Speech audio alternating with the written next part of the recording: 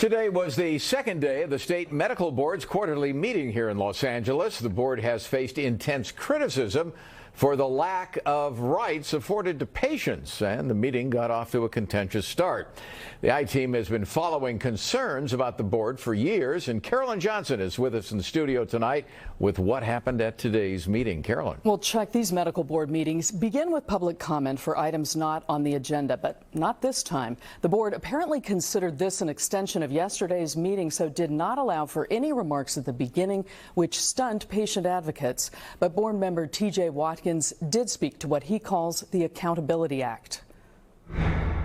I just need a minute. It's been an emotional process for board member TJ Watkins. He spent the last couple of weeks working on proposed legislative changes to strengthen patients' rights, a document he calls the Accountability Act. I want to ask my fellow board members today to adopt this Accountability Act, to be part of the Sunset Review. The medical board must submit a Sunset Review report to the state legislature by the first of the year, making recommendations for improvements. Today, Watkins asked the board to add his 14-point Accountability Act to it. A great injustice is taking place under our watch. We oversee an enforcement process that operates by legally excluding the complainant's input in that process. Some tense back and forth followed with other members of the board. There are some good things that in this 14-point thing that Mr. Watkins has proposed.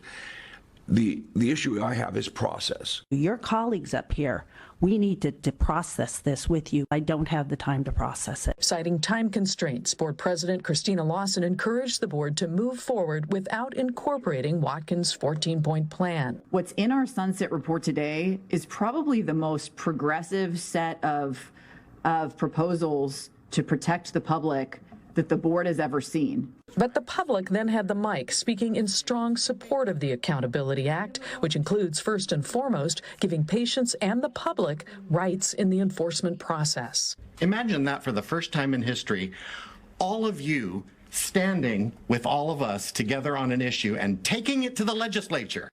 I support the Accountability Act because there is no accountability. We have no legal rights. Interview complainants before you dismiss their complaint. It's not a hard concept. We would like to express our sincere thanks to TJ Watkins for his courage to come forward and expose the corruption that we have all witnessed in the Medical Board of California. Watkins visibly emotional as he listened to the stories shared and later acknowledged defeat as the majority of the board decided to accept the Sunset Review report as presented to the board without the Accountability Act. I want to apologize to all these people that I created false hope during this process. I'm committed to changing this, whatever it takes. Thank you.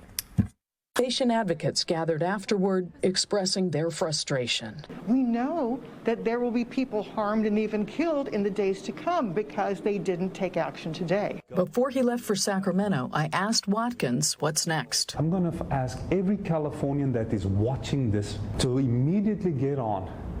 Your assembly person, your senator, the governor, consumer watchdog, contact Patient Safety League, even contact me.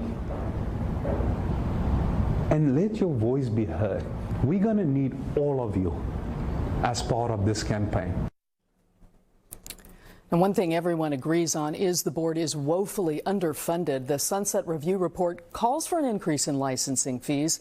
Of course, we will continue to follow this story for you. Chuck and Colleen.